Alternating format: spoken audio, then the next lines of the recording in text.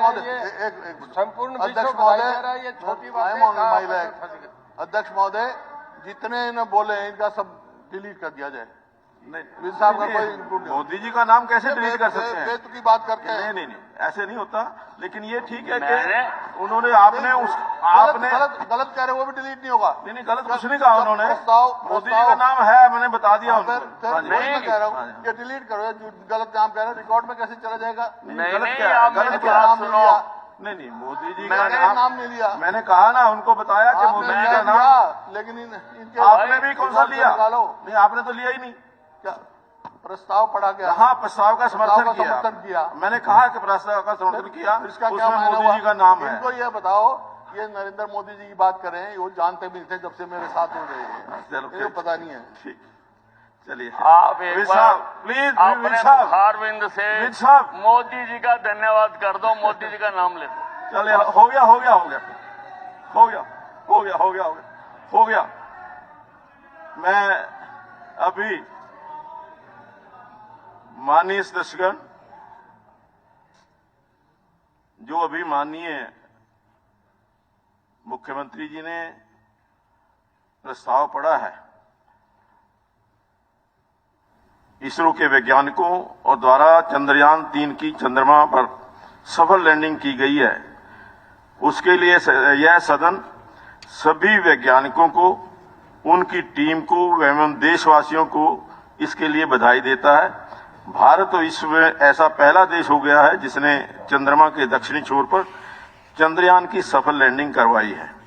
यह सदन हमारे माननीय प्रधानमंत्री श्री नरेंद्र मोदी को भी उनके कुशल नेतृत्व में जो भारत ने यह सफल कार्य किया है, इसके लिए उनको भी बधाई देता है। माननीय सदस्यगण, अब प्रश्नकाल शुरू होता है। आपका वो इंक्लूड कर लेंगे। इंक्लूड कर दिया? इंक्लूड कर लेंगे। अब ठीक है, इंक्लूड कर दिया, ठीक है।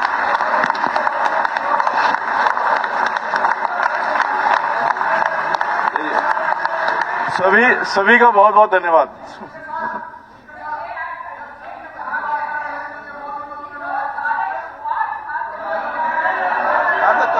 कर दें, करवा दें। श्री प्रश्नकाल शुरू होता है। श्री लक्ष्मण नापा जी। 1 करवा दें। मंत्री जी, आपने बोल दिया मोदी जी का नाम। माननीय अध्यक्ष महोदय, मैं आपके माध्यम से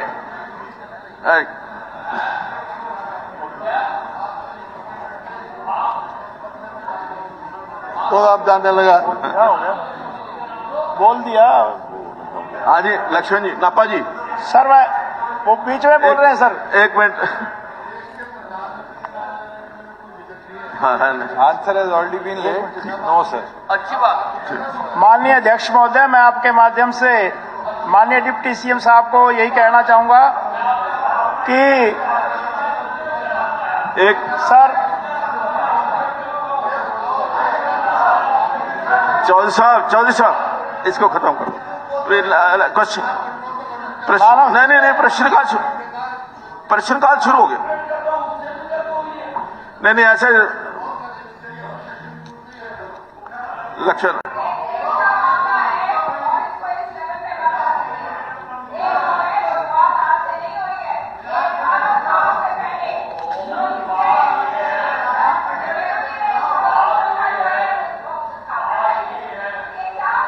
माननीय किरण जी, प्लीज आप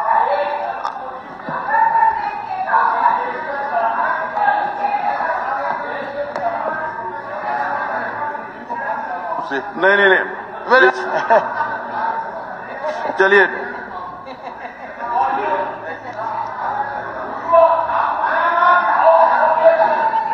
प्लीज विज साहब, प्लीज विज साहब।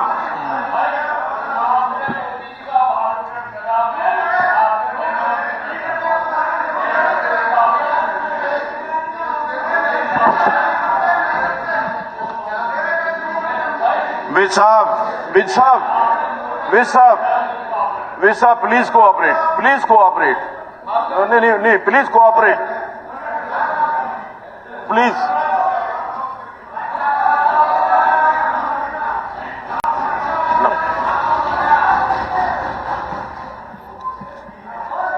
चलिए, मान्य, चुप कर दो भाई यार, पूछ लो जी क्वेश्चन।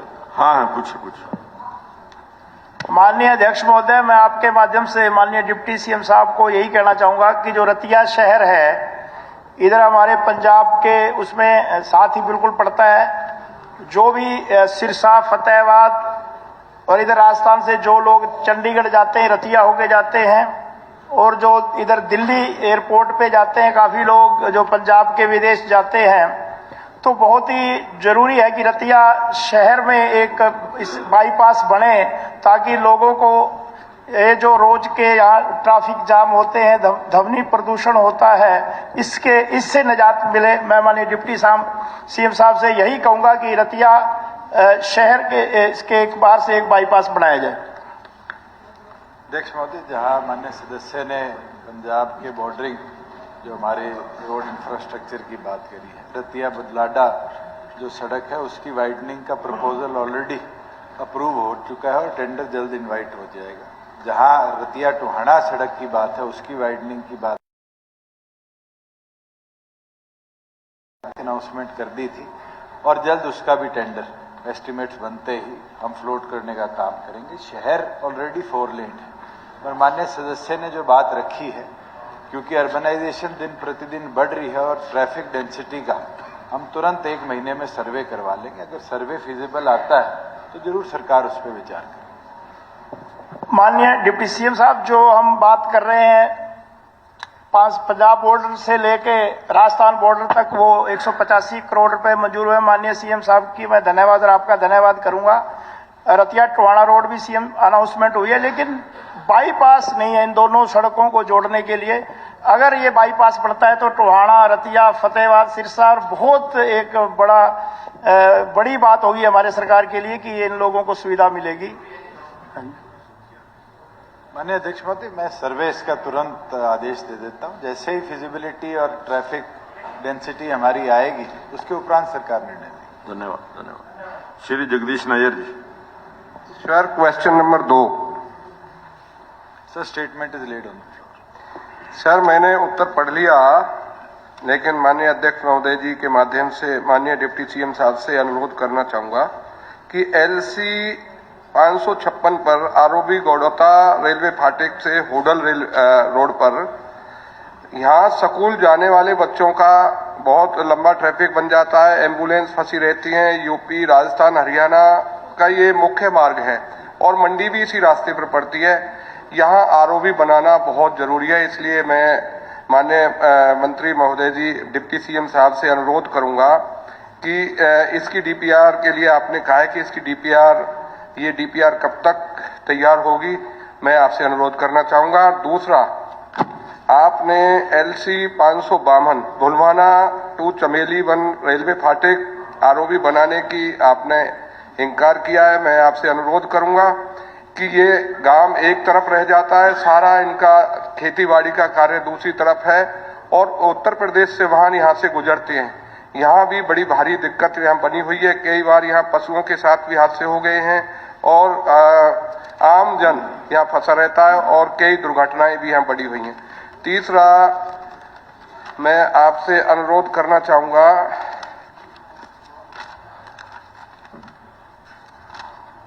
LC 556 बंचारी से डकोरा, आपका धन्यवाद करना चाहूंगा, माननीय मुख्यमंत्री महोदय जी का भी और आपका भी, आपने मंजूरी दे दी। और चौथे, LC 560 बंचारी से डकोरा की आपने मंजूरी दी है, इसका मैं धन्यवाद करना चाहता हूं। बहुत बड़ा हमारे लोगों को आपने तोहफा दिया है। LC 560 मीतरौल से दीगौट, इसमें भी आपने धन्यवाद मैं आपको अदा करता हूं माननीय मुख्यमंत्री महोदय जी को कि आपने वहां की जन समस्या को समझा। और डिप्टी सीएम साहब, आपको भी बहुत बहुत धन्यवाद।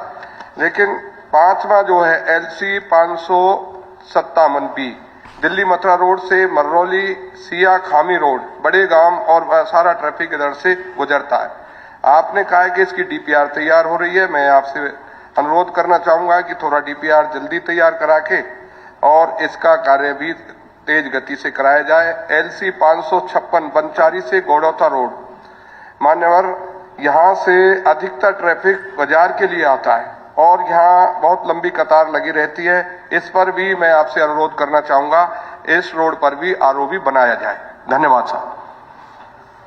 अध्यक्ष महोदय, माननीय सदस्य ने खुद ही ब्यौरा सारी सड़कों का दे दिया। सिर्फ 2 का मैं सदन के आगे रखना चाहूंगा। जो एक तो 556A है, वो इसलिए अभी फिजिबल नहीं है क्योंकि दोनों तरफ लैंड एक्विजिशन करनी पड़ेगी, मकान दुकानें तोड़नी पड़ेगी। उसका ऑल्टरनेटिव रूट हम आगे एग्जामिन करा लेंगे क्योंकि राइट ऑफ वे वहां रिस्ट्रिक्टिव है। और दूसरा जो इनने बताया कि 556 वो मार्केटिंग बोर्ड की सड़क है, तो हम मार्केटिंग बोर्ड को लिखकर दे देंगे कि अगर वहां राइट ऑफ वे है और वो रोड हमें ट्रांसफर हो सकती है तो हम रेलवे से टेकअप कर लेंगे। जहां आपने बताया इसका दिल्ली मथुरा रोड टू मरौली का, इसकी GAD अप्रूव हो चुकी है, एडमिनिस्ट्रेटिव अप्रूवल हो चुका है। अब इंडियन रेलवे जैसे ही इसका नक्शा अप्रूव कर देगी, हम टेंडर इसको आगे करते हैं। धन्यवाद जी। डॉक्टर सबसे ज्यादा जरूरी ये जो गौड़ौता रेलवे फाटक वाला, ये सारी आम जनता की मांग है। माननीय मुख्यमंत्री महोदय जी भी गए थे, तब भी ये मांग उठी थी जनसंवाद के अंदर। इस पर विशेष ध्यान दिया जाए। धन्यवाद। Doctor Abhay Singh Yadav ji. Question number 3 sir. माननीय अध्यक्ष महोदय, माननीय सदस्य ने जो प्रश्न पूछा है उसका भाग क श्रीमान जी, हरियाणा राज्य पॉल्यूशन कंट्रोल बोर्ड के द्वारा जिला महेंद्रगढ़ के आसपास की वायु गुणवत्ता की निगरानी जिला के लघु सचिवालय में स्थापित परिवेश में वायु गुणवत्ता मॉनिटरिंग स्टेशन के माध्यम से लगातार की जा रही है। 1/4/2022 से 15/8/2023 तक वायु गुणवत्ता का डाटा दिए गए उत्तर के साथ अनुबंध 1 पर रखा गया है। नांगल चौधरी के निर्वाचन क्षेत्र के गांव धोलेडा में पॉल्यूशन कंट्रोल बोर्ड के द्वारा जुलाई 2023 में एक मैनुअल मॉनिटरिंग मापक यंत्र के माध्यम से प्रवेशी वायु गुणवत्ता की निगरानी शुरू कर दी गई है, जिसका डाटा अनुबंध 2 पर रखा गया है। भाग है सिविल सर्जन नारनौल ने दिनांक 24/6/2022 से 2/7/2022 तक गांव धोलेडा तथा आसपास के 10 गांवों में स्वच्छता शिविर आयोजित किया। 657 व्यक्तियों की जांच की गई, जिनमें से 20 व्यक्ति ऐसी हैं जिन्हें 3% के लंग्स इन्फेक्शन को असामान्य पाया गया। भाग ग जिला प्रशासन तथा वन विभाग हरियाणा द्वारा जुलाई 2023 में 3,75,000 वृक्षों के पौधरोपण का विशेष अभियान चलाया गया, जिनमें से 70,000 पौधे नांगल चौधरी निर्वाचन क्षेत्र में रोपे गए। स्टोन क्रशर तथा खनन की जाने वाली सड़कों पर नियमित रूप से पानी छिड़काव करने के निर्देश दिए गए। भाग घ केंद्रीय पोल्यूशन कंट्रोल बोर्ड द्वारा वायु गुणवत्ता की निगरानी के लिए जिला महेंद्रगढ़ में स्टोन क्रशिंग क्षेत्र के निकट 5 निरंतर प्रवेशी वायु गुणवत्ता निगरानी स्टेशन लगाने की प्रक्रिया चल रही है। PWD विभाग द्वारा धोलेडा मुख्य सड़क तथा धोलेडा बाईपास को सीमेंट कंक्रीट की सड़क बनाने बारे प्रोजेक्ट को मंजूरी दे दी गई है। अध्यक्ष महोदय, मैं सबसे पहले तो मंत्री जी का और मुख्यमंत्री जी का धन्यवाद करना चाहता हूं कि जो सीमेंट के रोड क्रशर जोन को बना दी, उसके लिए तो इनका धन्यवाद। लेकिन मेरा प्रश्न अध्यक्ष महोदय कुछ और थे और मंत्री जी जवाब कुछ और दे रहे हैं। मैंने ये पूछा था कि क्रशिंग जोन, धोलेडा क्रशिंग जोन में कोई एयर क्वालिटी मॉनिटरिंग करने की कोई स्टडी की गई है क्या? इसके जवाब में मंत्री जी कहते हैं कि नारनौल मिनी सेक्टेट पे एक मॉनिटरिंग सिस्टम लगा हुआ है और नारनौल मिनी सेक्टेट है वो धोलेडा क्रशिंग जोन से 10 किलोमीटर से ज्यादा दूर है, तो वहां का डाटा तो क्रशिंग जोन का डाटा नहीं हो सकता। नंबर 2, इसके साथ मैंने अगला ये पूछा था कि क्या कोई अध्ययन किया गया है कि इसका जो पोल्यूशन है इसका लोगों के स्वास्थ्य पे क्या असर पड़ता है, आसपास के गांव के, धोलेड़ और आसपास के गांव के? उसके जवाब में मंत्री जी ने बताया है कि एक जुलाई के महीने में कोई कैंप लगा था, health checkup camp. Health checkup camp में ब्लड प्रेशर और पल्स रेट नापने से पोल्यूशन का इंपैक्ट नहीं पता होता। पोल्यूशन इंपैक्ट के लिए तो एक डीप स्टडी करनी होती है, एक्सरे वगैरह करना होता है, लोगों की सांस वगैरह की जांच करनी होती है।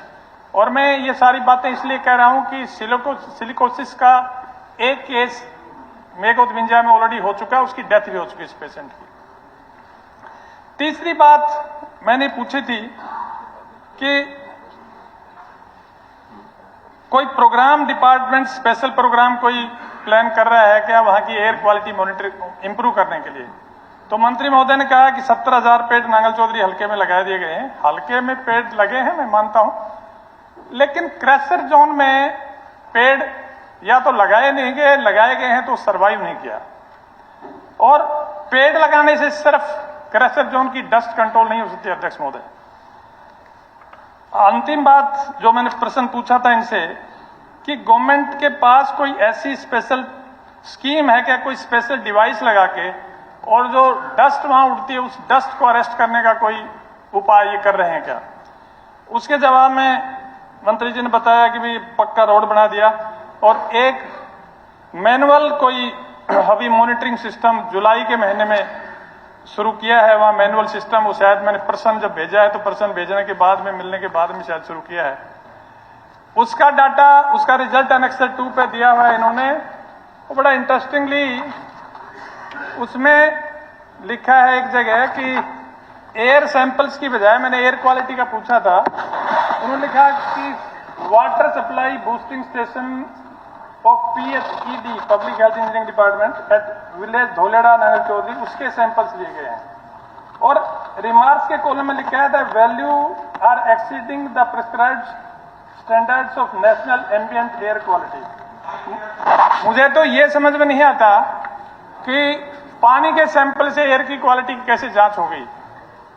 एनीवे, मेरा निवेदन सिर्फ ये है कि अध्यक्ष महोदय, बहुत पहले 30 साल पहले लगभग सुप्रीम कोर्ट ने एक MC Mehta versus union of India के केस में एक प्रिंसिपल ले डाउन किया था। उसमें कहा था, पोल्यूटर पेज का प्रिंसिपल था कि जो एनवायरमेंट को डैमेज करेगा वो उसके लिए खर्चा देगा।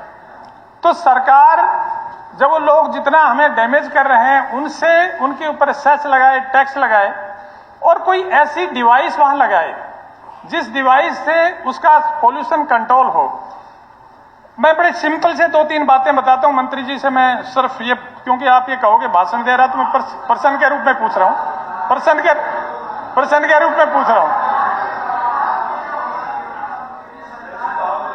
मैं सुझाव दे रहा हूं, मैं प्रश्न तो इसलिए पूछ रहा हूं कि मंत्री जी आप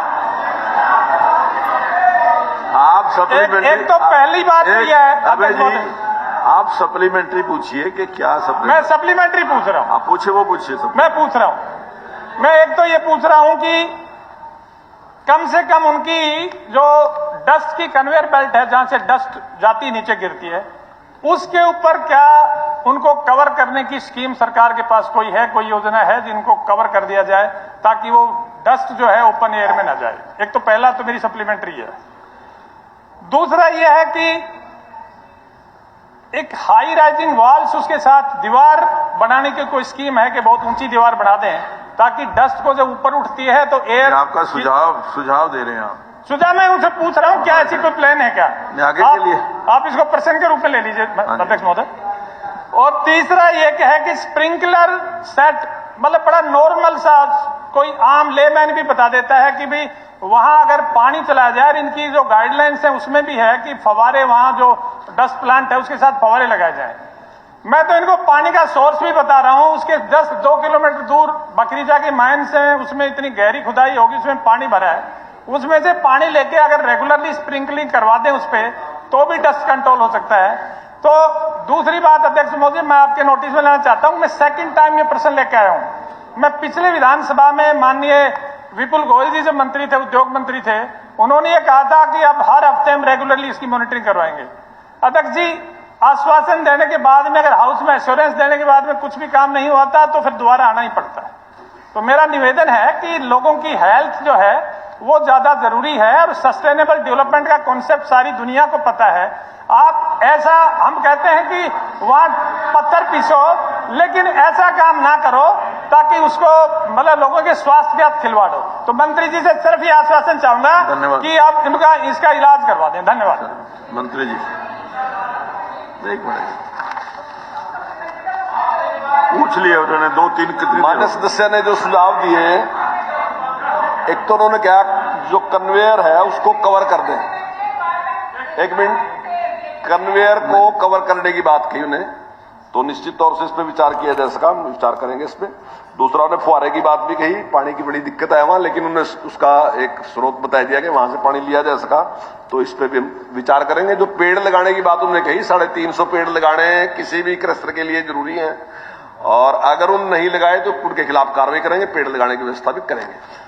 जो पॉल्यूशन की भी आपने बात कही कि आपने नहीं, तो 5 मैंने लिखा इसमें, आपको बताया था पहले मैंने, महेंद्रगढ़ में स्टोन क्रशिंग क्षेत्र के निकट 5 निरंतर प्रवेशी वायु गुणवत्ता निगरानी स्टेशन लगाने की प्रक्रिया चल रही है, जल्दी वो काम भी हम कर देंगे।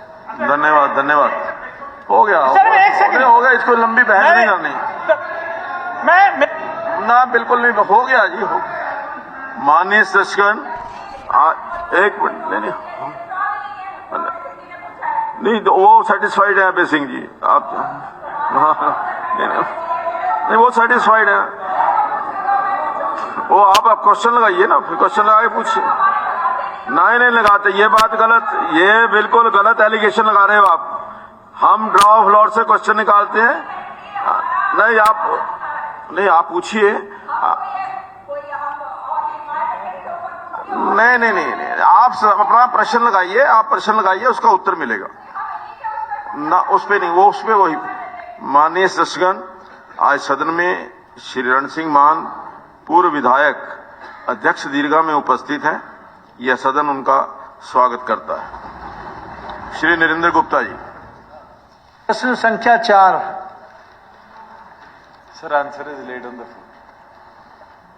अध्यक्ष महोदय, मैं आपके माध्यम से उप मुख्यमंत्री से पूछना चाहता हूं कि जो उत्तर उन्होंने दिया है, मैंने मेरी विधानसभा क्षेत्र के सूरदास जी की जन्मस्थली सिही गांव सेक्टर 4, 6, 7, 8 व बल्लौड़ विधानसभा क्षेत्र से भी Trikha colony, Shiv colony sector 3 के साथ साथ ही तिगाम विधानसभा क्षेत्र से भी लाखों लोग इसी कट से दिल्ली के लिए निकलते हैं। और मैंने पीछे भी एक क्वेश्चन 0 आवर में उठाया था, इससे बहुत ज़्यादा जाम जब दिल्ली जाने वाले लोगों को बल्लौड़ तक जाना पड़ता है। बल्लौड़ में जो अंडरपास बना हुआ है वहाँ कई किलोमीटर तक का जाम लगता है। तो मेरा आपके माध्यम से मुख्यमंत्री जी से भी प्रार्थना है, उप मुख्यमंत्री जी से भी प्रार्थना है कि FMDA की स्थापना माननीय मुख्यमंत्री के नेतृत्व में फरीदाबाद में की है। यू टर्न बनाने का बहुत ज़्यादा खर्चा नहीं है। NHI में आप प्रस्ताव लेके जाएं, बहुत खुशी होगी। जो मुझे उत्तर मिला है, इन्होंने खुद माना है कि इसका रखरखाव राष्ट्रीय राजमार्ग करता है, इसलिए NHI द्वारा प्रस्ताव किया जाना आवश्यक है। जनता को सुविधाएं प्रदान करने और सुगम करने के लिए FMDA द्वारा इस मुद्दे को भारतीय राष्ट्रीय राजमार्ग प्राधिकरण NHI के समक्ष उठाया जाएगा। तो मेरा तो सरकार से यही डिमांड है कि यू टर्न का बनाने का बहुत ज़्यादा खर्चा नहीं होता और उससे सुविधा जनता को ज़्यादा मिलेगी। जितने भी अंडरपास बने हैं वहाँ जाम की फिर भी समस्या लगती है।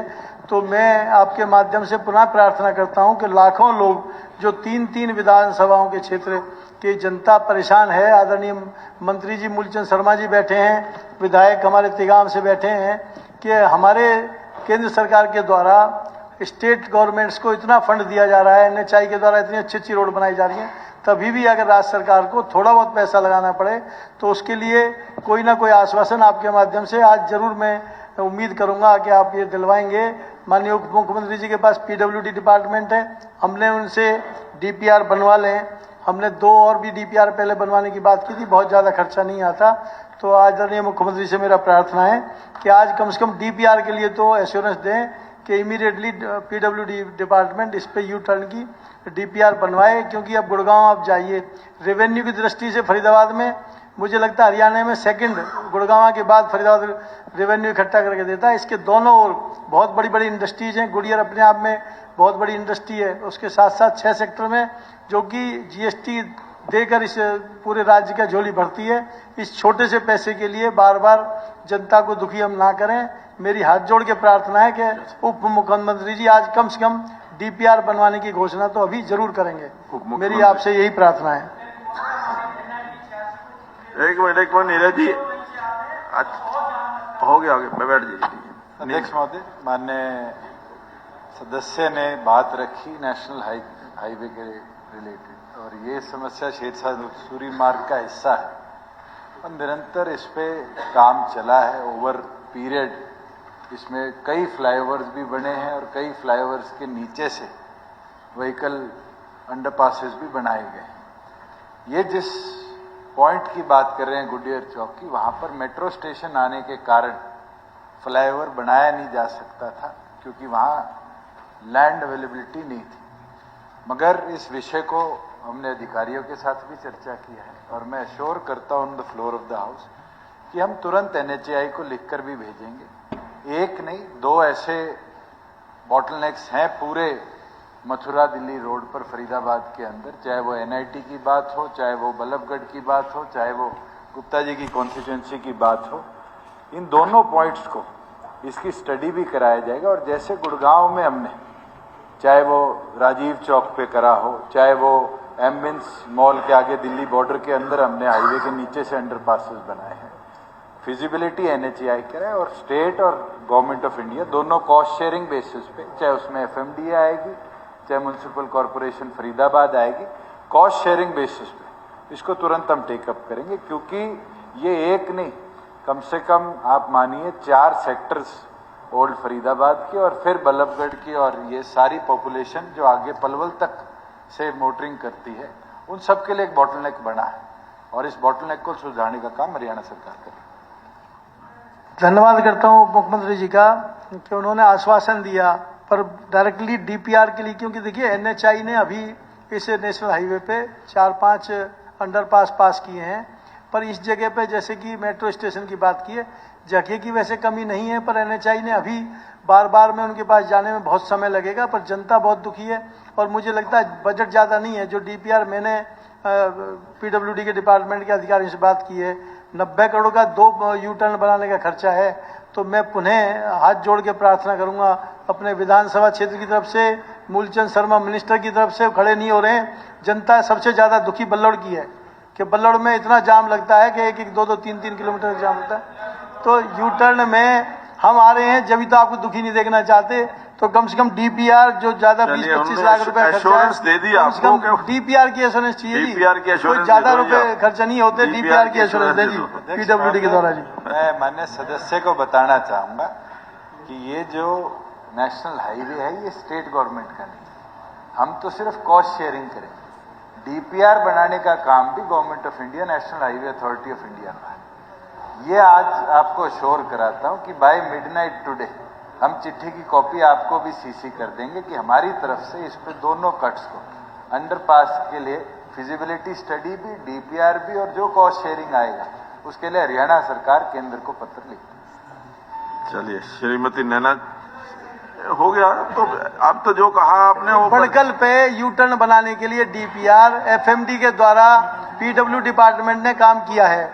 मेरा फिर प्रार्थना है पूरा स्टडी कर लें कि डीपीआर पीडब्ल्यू डिपार्टमेंट हरियाणा ही कराएगी, और वो कि एफएमडी ने पैसा दिया है पीडब्ल्यूडी को, तो ये बहुत थोड़ा सा खर्चा है। वो काम फिर हम उनको लेके माननीय उप मुख्यमंत्री के साथ हम नितिन गडकरी से मिल लेंगे, पर एक डीपीआर बन जाए तो कॉस्ट शेयरिंग की बात करें। एक बार व्यक्तिगत रूप से मिल लो। ठीक है। श्रीमती नैना सिंह चौटाला जी, प्रश्न नंबर 5। माननीय अध्यक्ष महोदय, जो माननीय सदस्य का प्रश्न है उसमें हम ज्यादा सोलर पे जा रहे हैं, क्योंकि नए जमाने में सब लोग इसी पे जा रहे हैं। हमें इसमें भारत सरकार से न्यू रिन्यूएबल एनर्जी मिनिस्ट्री से 30% सब्सिडी मिलती है और 45% स्टेट गवर्नमेंट देती है। तो 75% हम सब्सिडी दी जा रही है। इसका एक फायदा ये हो रहा है कि दिन में किसान इस पे लगा रहे हैं और इसका ये फायदा है कि उसको 25% अपने हेड पे पड़ता है। किसान को इसका बड़ा लाभ मिलता है। दिन में पानी, लेकिन तो रात को 10 बजे से लेकर सुबह 4 बजे तक जब बिजली सस्ती होती थी उसको मिलता था। अब इसका एक तो ये बड़ा फायदा है। दूसरा जो आपका प्रश्न है कि जो पहले वाले कनेक्शन है उनको जो सोलर पे उन्हें दूसरे पे दिया जा रहा है, उसके लिए हमने हमारी सरकार की तरफ से निर्णय, कोई कनेक्शन ऐसा नहीं दिया जा रहा, सोलर पे ही रखेंगे। अध्यक्ष जी, मेरा विधानसभा क्षेत्र जो बारडा है वो 2011 में उसको डार्क जोन घोषित कर दिया था। उसके बाद में ये रोक भी हटा दी सरकार ने और 2018 तक अनेकों किसानों ने ट्यूबवेल कनेक्शन के लिए आवेदन दिया था और एक लंबा इंतजार 5 साल हो गए ट्यूबवेल कनेक्शंस के लिए सरकार को। पहले भी कहा है, जो मेरे से पहले कोई विधायक होगा, अब मैं बार बार कहती जा रही हूँ भी हमें ट्यूबवेल कनेक्शंस दो, हमारे पास पानी नहीं है।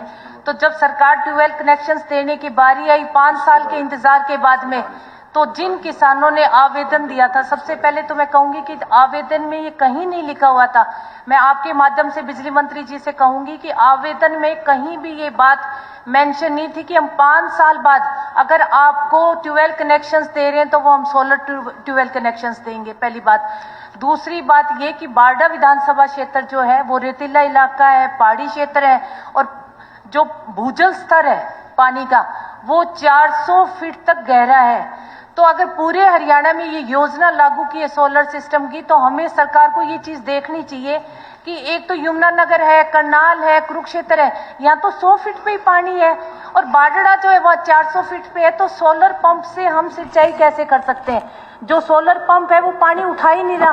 तो किसान जो है वो अपने आप को बहुत ज्यादा ठगा महसूस कर रहे हैं। तो मैं अध्यक्ष जी आपके माध्यम से बिजली मंत्री जी से कहना चाहूंगी कि 2018 तक जितने भी किसानों ने आवेदन पत्र दिया है ट्यूबवेल कनेक्शन के लिए, उन किसानों को सोलर पंप से हटाकर हमें बिजली से चलने वाले ट्यूबवेल कनेक्शन दिए जाए। स्पीकर महोदय, ऐसा हमने ये करा है कि जितने कनेक्शन 100 मीटर से नीचे के है उसके लिए हमने कहा है कि वो माइक्रो इरिगेशन पे जाए, उसे कनेक्शन उससे देंगे। और जो पहले के कनेक्शन है जिन्होंने ऑलरेडी कनेक्शन लगा रखे हैं उन्हें हमने कहा है कि वो अपने डिक्लेयर करें, जो डिक्लेयर कर देगा उसको कर देगा। पर नए कनेक्शन नहीं दिए जा रहे, वो पावर से नहीं दिए जाएंगे, क्योंकि जो सोलर पे हमें गवर्नमेंट ऑफ इंडिया से सब्सिडी मिलती है उससे भी हमें गाइडेड रहना पड़ता है। तो जो नए कनेक्शन कोई मांग रहा है उस पर ये कंडीशन है कि वो उसके साथ माइक्रो इरिगेशन 100 फीट से अगर नीचे है तो उसके साथ अपना उससे जोड़ेगा, और नहीं तो उस पर नहीं दिया जाएगा। पर जो पहले चल रहे हैं वो अपने डिक्लेयर करें और उसको फिर हम मान लेंगे। पहले सोलर ट्यूबवेल जो चल रहे हैं वो किसानों ने या तो पशुओं के पानी पिलाने के लिए लगाए थे मजबूरीवश, या घरों में पानी तो है ही नहीं ना बारडा में पीने के लिए। तो मैं तो आपके माध्यम से बार बार आग्रह करूंगी और अनुरोध करूंगी मुख्यमंत्री जी से भी कि हमें बिजली ट्यूबवेल कनेक्शन देने का काम करें। और जो 2018 में पूरे दादरी जिले के 400 किसान जिन्होंने फीस जमा नहीं करवाई, एक मौका उन किसानों को भी दोबारा देने का करो ताकि वो अपनी फीस जमा करवा के दोबारा ट्यूबवेल कनेक्शंस लगाए। और मैं मंत्री जी आपसे कहूंगी कि आप पिता तुल्य हैं, चाचा जी हैं हमारे, और इतना रहम करो बारडा पे कि आप बिजली जो है वो बिजली से चलने वाले ट्यूबवेल कनेक्शन जो है वो आप हमें दो, क्योंकि सोलर से बारडा में काम नहीं चलने वाला, वहां चल ही नहीं रहा, पत्थर आ रहे हैं, सोलर पंप चल नहीं रहे, तो फिर उस ट्यूबवेल कनेक्शन का फायदा क्या? 5 सालों से लोग इंतजार कर रहे हैं अध्यक्ष महोदय, 5 सालों से। और अब जब बारी आई तो बिजली विभाग ने कंडीशन लगा दी, और कि जिनके पास है तो पीने के पानी के लिए कहीं ना कहीं तो आदमी सोलर सिस्टम लगाएगा ना, चाहे वो पशुओं के लिए लगाया चाहे वो खुद के लिए। उस कंडीशन को हटा के हमें बिजली के ट्यूबवेल कनेक्शन देने का काम आप करो। और मैं तो आपकी बहू हूं, ये तो आपको करना पड़ेगा। ये तो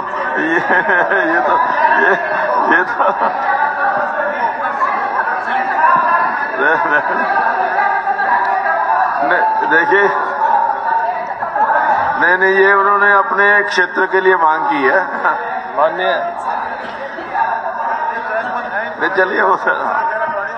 माननीय अध्यक्ष महोदय, ये अगर सेंटिमेंट्स और फीलिंग की बात होती है तो हम घर में ही कर लेते हैं। ये सदन है तो हमें सदन में अपनी कुछ मर्यादाओं से कहना पड़ेगा।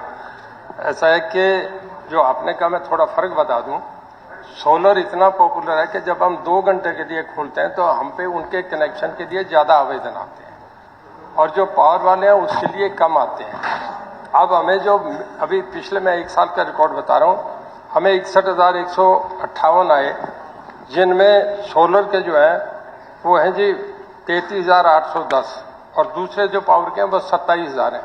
33,810 हम 6 महीनों में दे देंगे और 2700 जो 18 इन्हें 1 साल लगेगा देने में, जो 19 से 21 तक 2 साल में हम पे डिमांड आई है। और इसमें क्योंकि जो ये कह रहे हैं कि कुछ ऐसे कनेक्शन हम कर रहे हैं, कुछ जिन्हें नए कनेक्शन तो बिल्कुल ही नहीं दिया जा रहा है, विद माइक्रो इरिगेशन कंडीशन कर दिए। पर 2018 के लिए जो भी आवेदन आए हुए हैं आप उनको कर दीजिए। 2018 तक जितने भी आवेदन आए हुए हैं, हमारी वो ने जो कहा है मैं उन्हें कहता हूँ अपने पेपर भिजवा दे, मैं इसे एग्जामिन करता हूँ। अगर इन केस हमारे पैरामीटर्स में फॉल इन करेंगे तो मैं इस पर जरूर कंसिडर करूँगा। धन्यवाद धन्यवाद धन्यवाद धन्यवाद धन्यवाद।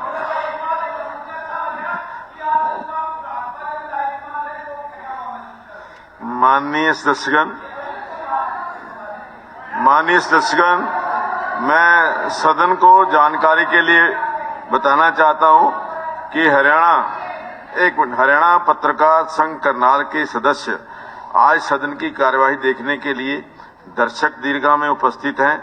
मैं अपनी ओर से तथा सारे सदन की ओर से इनका स्वागत करता हूं।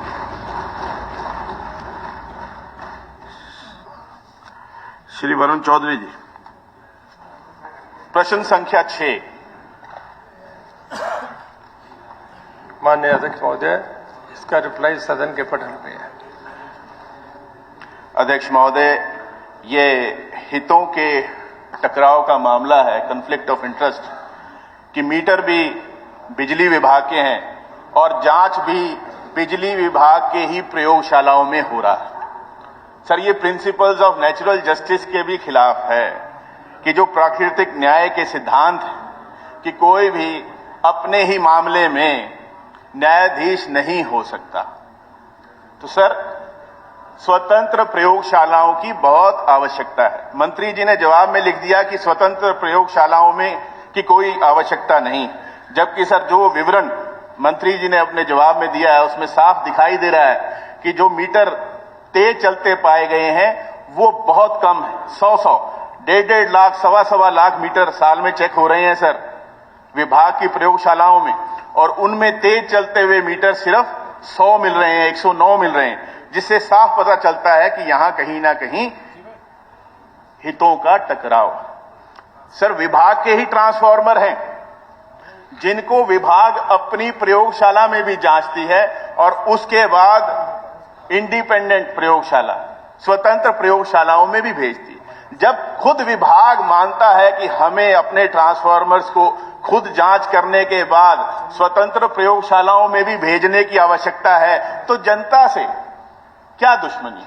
जनता जो उपभोक्ता है बिजली के, अगर उनके मीटर भी स्वतंत्र प्रयोगशाला में चले जाएंगे तो इसमें आपत्ति क्या है? सर, बिजली के बिल बढ़ते जा रहे हैं, जनता त्रस्त है, तो उनको कोई ना कोई प्रावधान तो चाहिए। अगर कोई व्यक्ति कह रहा है कि मेरा मीटर ठीक नहीं चल रहा, विभाग ही जांच करके कह देता है कि नहीं, तो उसके पास अपील करने का कोई माध्यम क्यों नहीं है? ये मेरा प्रश्न है माननीय मंत्री जी से।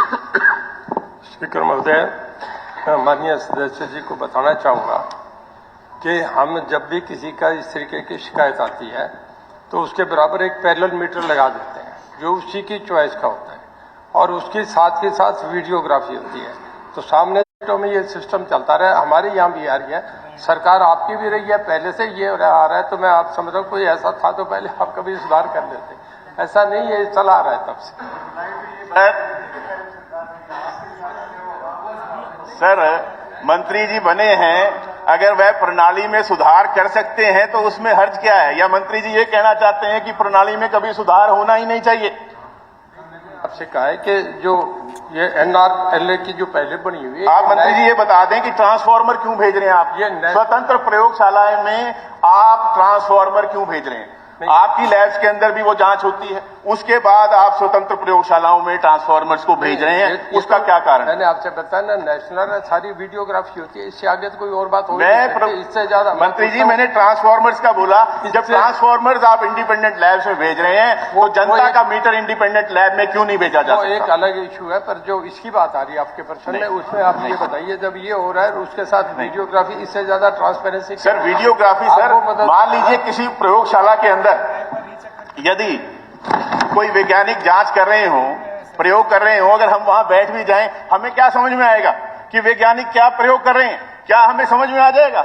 नहीं आएगा। तो उसी प्रकार से जो उपभोक्ता है बिजली के, उन्हें क्या समझ में आएगा कि उनके सामने क्या प्रयोग हो रहा है? अगर आप वीडियोग्राफी कर भी रहे हैं, उससे जनता को लाभ नहीं हो रहा। मैं ये आपके माध्यम से अध्यक्ष महोदय ये कहना चाहता हूं कि कम से कम जब उपभोक्ता अपील करने का उसको मौका दिया जाए, और अपील के अंदर जब कोई अपील करता है उपभोक्ता कि मैं जो परिणाम बिजली विभाग की प्रयोगशाला के हैं उनसे सहमत नहीं हूं, तो उसको एक प्रावधान बनाया जाए कि वो इंडिपेंडेंट लैब में उसकी जांच मीटर की होनी चाहिए। देखिए ऐसा कुंडू साहब, ऐसा नहीं, बैठ जाइए। चलिए कुंडू साहब, ये आप अपनी हाजिरी लगवाने का काम करते हैं, ये ठीक नहीं है, बताइए। मैं बता, जो कुंडू जी बोल रहे हैं वो इसमें शामिल नहीं करना।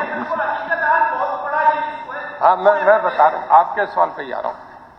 देखिए स्पीकर महोदय, अब जो हमारे इस वक्त ये कह रहे हैं, इस तरीके के आते हैं, हमारे जितने बिल आए हैं, हमारा लाइन लॉस पहले से कम हुआ, 9.35% आया जी, जो पहले 31% होता था। ये अगर सारा कुछ सिस्टम ठीक है तभी ये इससे हो रहा है। बाकी ये कह रहे हैं कि अगर इस तरीके की कोई बात है तो मैं फिर माननीय सदस्य कहूंगा, एक मिनट आप बैठे, आप जरा अपना कोई सुझाव दें, हम इसमें कंज्यूमर को भी देखेंगे और गवर्नमेंट अपने डिपार्टमेंट में देखिए, अगर कोई ठीक बात हुई तो उस पर कंसिडर कर दिया जाएगा। ठीक है, बहुत। जब कॉन्स्टिट्यूशन में अमेंडमेंट हो सकती है तो कोई खास बात नहीं है। आप हमारे माननीय सदस्य हैं, कोई सुझाव हो और वो अगर प्रैक्टिकल हो सकता है तो उससे सोचा जाएगा। अध्यक्ष महोदय, सुझाव तो दे दिया जी, हो गया, उन्होंने मान लिया यार आपका। सुझाव आप क्या कह दीजिए कि हाँ ये अपील का प्रावधान कर दिया जाएगा, इंडिपेंडेंट लैब में मीटर भेज दिए जाएंगे। श्री लीलाराम जी, प्रश्न संख्या 7 जी।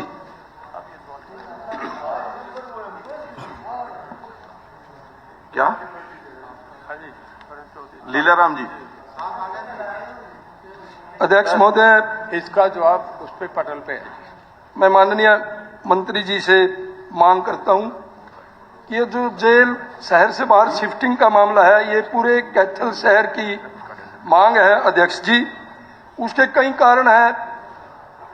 वहां पर जेल से सिर्फ 100 मीटर दूर जी कैथल का एक ऐतिहासिक गुरुद्वारा है नीम साहब के नाम से, और हर अमावस को वहां पर हजारों लोग मत्था टेकने के लिए आते हैं। वहां पर मेले जैसा माहौल हो जाता है, वहां पर गाड़ियों की और जनता की बहुत भीड़ होती है जी।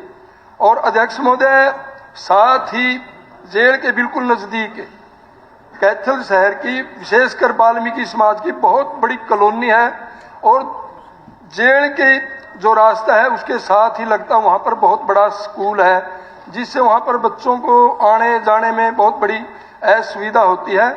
ये पूरे कैथल शहर के लोगों की मांग है अध्यक्ष जी। मैं आपके माध्यम से माननीय मंत्री जी से, सरकार से मांग करता हूं कि इस जेल को जितना जल्दी हो सके बाहर शिफ्ट किया जाए। माननीय अध्यक्ष महोदय, जैसा हमारे माननीय सदस्य जी ने कहा, अब तक कैथल के लिए डिमांड ना तो हमारे कहीं डिप्टी सुप्रीडेंट जेल ने भेजी, ना ही कोई डिस्ट्रिक्ट एडमिनिस्ट्रेशन से आई है। वैसे जहाँ जेलों की जरूरत होती है वहाँ हम कर रहे हैं। अभी हमने पिछले दिनों फतेहाबाद करी है।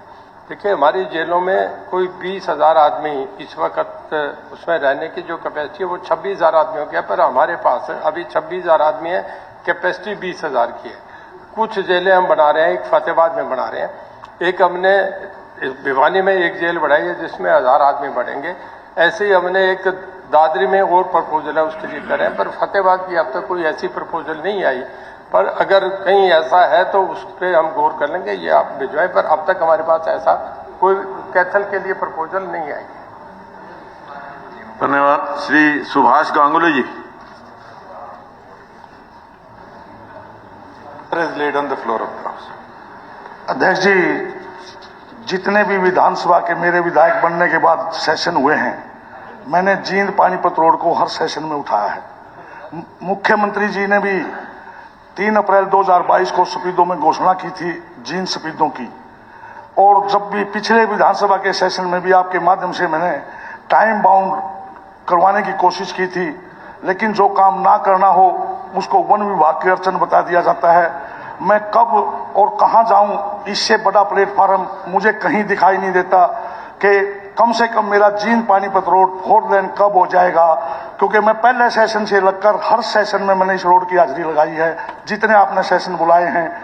या तो मुझे ये बता दिया जाए इससे सिवा मैं कहां जाऊं इस रोड को बनवाने के लिए, लेकिन नहीं तो इसका टाइम बाउंड किया जाए। इसी प्रकार से मेरा जो दूसरा क्वेश्चन जींद सफीदों असंध रोड का है, ये सिर्फ 7-8 किलोमीटर का एक टुकड़ा बचता है कैथल से सफीदों के लिए, क्योंकि दनौली गांव असंध के एरिया में पड़ता है कि उसको वहां तक का तो मंजूर हुआ है। ये 8-10 किलोमीटर का टुकड़ा सफीदों से असंध का है जो नाम में जवाब आया है। कृपया करके इसके भी उप मुख्यमंत्री जी से निवेदन है कि इसको भी 4 लेन करने की बात की जाए, और जींद पानीपत रोड को कब तक टाइम बाउंड किया जाए, क्योंकि जब भी बात होती है तो वन विभाग की बात कर दी जाती है। वन विभाग भी हरियाणा गवर्नमेंट के अंदर आता है और पीडब्ल्यूडी भी हरियाणा गवर्नमेंट का डिपार्टमेंट है। कृपया करके इसके टाइम बाउंड जरूर करवाएं अध्यक्ष जी। एक भी सेशन मैंने नहीं छोड़ा जिसमें मैंने इस रोड का क्वेश्चन ना लगाया। माननीय अध्यक्ष महोदय, माननीय सदस्य ने बात रखी है पानीपत सफीदों जींद रोड की, जींद सफीदों अकेले के लिए। इसके लिए 184.44 करोड़ रुपए CIRF के अंदर गवर्नमेंट ऑफ इंडिया से अप्रूव होकर स्टेट के पास आ चुके हैं। इस पूरे प्रोजेक्ट को फॉरेस्ट क्लियरेंस लेने के लिए 28 हेक्टेयर जमीन भी हम तलाश रहे हैं, जो environment ministry government of India को हम दे देंगे कि जो पेड़ इस पूरे प्रोजेक्ट के अंदर कटेंगे उनको नई जगह पर वो पैरेलली लगा पाए। एनवायरमेंट क्लियरेंस आने में प्रोजेक्ट के गवर्नमेंट ऑफ इंडिया कितना टाइम लेगी इस सदन के पटल पर आज नहीं बताया जा सकता। जहां माननीय सदस्य ने बात करी है सफीदों असंध रोड की, और जो ये पैच बताया जा रहा है इसका मैं सर्वे करवा लेता हूं, और अगर हमारे पास राइट ऑफ वे रहेगा वहां पर तो जरूर इसको हम लेंगे। अध्यक्ष जी, अब तो टाइम बाउंड तो जरूर करवा दो, क्योंकि वन विभाग भी तो अपना वो 28 हेक्टेयर जमीन का टाइम बाउंड कर दो। कम से कम वो 15 दिन में दे देंगे, 20 दिन में दे देंगे। कम से कम वन विभाग को जो हमने 28 हेक्टेयर जमीन देनी है उसका तो कोई ना कोई टाइम बाउंड हो जाए, ताकि लोगों को इस सड़क पर चलने का मौका मिले। Environment ministry government of India से अप्रूवल आने हैं, उसको स्टेट गवर्नमेंट टाइम बाउंड नहीं कर सकती। जैसे ही अप्रूवल आएंगे हम 28 हेक्टेयर जमीन जो हमें ऑल्टरनेट देनी है उसका बाय द टाइम इंतजाम कर लेंगे कि इसमें फर्दर डिले ना हो, और 184 करोड़ रुपया जो आया हुआ है वो जैसे ही अप्रूवल आ जाएंगे हम उसका टेंडर फ्लोट कर वो काम शुरू करेंगे। श्री संजय सिंह जी, पर्सन संख्या 9 सर। नहीं श्रीमान जी के प्रश्न का भाग उत्पन्न नहीं होता। स्पीकर सर, मैं आपके माध्यम से माननीय मंत्री जी से निवेदन करता हूं कि जो सोना विधानसभा में एक भी कोई कॉलेज नहीं है, और तावड़ू उपमंडल जो है बहुत बड़ा क्षेत्र है जिसमें करीब सैकड़ों गांव लगते हैं, जिसके लिए बहुत आवश्यक है। उस क्षेत्र को देखते हुए जहां तक मैं जिले की बात करूं, पूरे जिले में बहुत सी बड़ी आबादी है जिसमें पॉलिटेक्निक की आवश्यकता है। कृपया करके उसको खुलवाने का कष्ट करें। अध्यक्ष जी, संजय जी आपने पूछा है इंजीनियरिंग कॉलेज के लिए, और जो आपने इंजीनियरिंग कॉलेज के बारे में पूछा है, हमारे वर्तमान में 4 राज्य सरकारी इंजीनियरिंग कॉलेज हैं और 12 विश्वविद्यालय बीटेक कोर्स के पेश कर रहे हैं, और राज्य के अतिरिक्त 4 केंद्र सरकारी संस्था हैं विश्वविद्यालय में बीटेक कोर्स के पेश कर रहे हैं, और एक सरकारी सहायता प्राप्त एक संस्थान भी है जो बीटेक है। नंबर 2, बीटेक कोर्स के पेशकश करने के राज्य सरकारी संस्थाओं में विश्वविद्यालयों की सूची प्रवेश स्थिति के तहत संलग्न है। राज्य सरकार की संस्थानों और विश्वविद्यालयों की सीटों की कुल संख्या 5151 है। 2022 और 23 उनमें से 3394 सीट भरी हैं और 35% सीट खाली हैं। वर्तमान में क्षमता का पूर्ण उपयोग नहीं हो पा रहा। जिला नूंह में एक सरकारी सहायता प्राप्त इंजीनियर कॉलेज, एक निजी इंजीनियर कॉलेज पहले से ही कार्यरत है। शैक्षिक में 2022 और 23 में मेवात में इंजीनियर कॉलेज नूंह में सरकारी सहायता थे 54% सीट खाली पड़ी अभी उस पर। सरकार की सहायता प्राप्त विश्वविद्यालय इंजीनियर कॉलेज दूरी तावड़ू से इस प्रकार है। मेवात इंजीनियर कॉलेज पलवल जिला नूंह से मात्र 12 किलोमीटर है। इंदिरा गांधी विश्वविद्यालय मीरपुर रेवाड़ी से 31 किलोमीटर है। गुरुग्राम विश्वविद्यालय गुरुग्राम 37 किलोमीटर है। विश्वकर्मा कौशल विश्वविद्यालय दूधौला से 37 किलोमीटर है। जेसी बॉस ज्ञान ये 50 किलोमीटर है। राघवेंद्र इंजीनियरिंग कॉलेज जो रेवाड़ी में है 61 किलोमीटर है। इसलिए अध्यक्ष जी सारा नजदीक है कि इसमें सीट पहले ही खाली है, इसलिए क्या है कि उसको उचित नहीं है।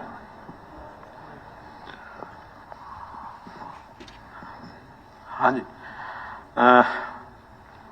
माननीय सदस्यगण, अभी एक छोटी सी कंफ्यूजन में कहूंगा।